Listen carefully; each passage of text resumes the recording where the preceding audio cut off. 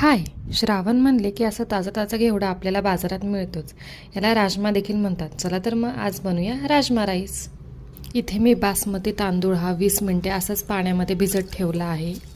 कुकरमध्ये 2 ते 3 चमचे तेल घेतले आहे.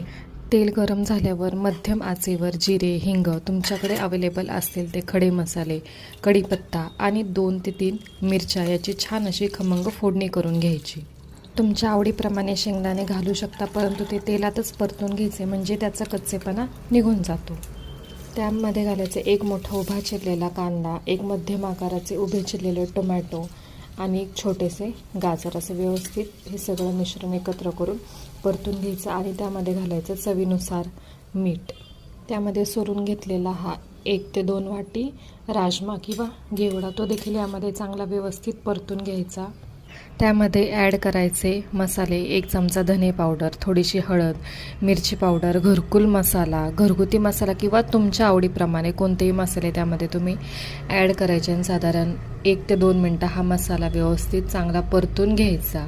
आणि यामध्ये थोडेसे साधारण 1 अर्धी वाटी पाणी घालून कुकरचे झाकण शिट्टी न लावता ठेवूनच 10 मिनटं वाफवून घ्यायचं.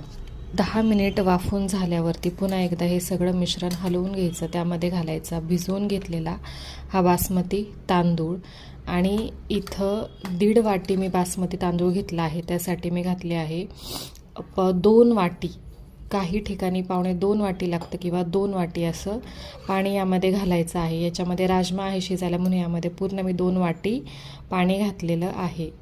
आणि घालायचं चवीसाठी 1 ते 1.5 चमचा तूप, ते देखील व्यवस्थित मिक्स करून घ्यायचं.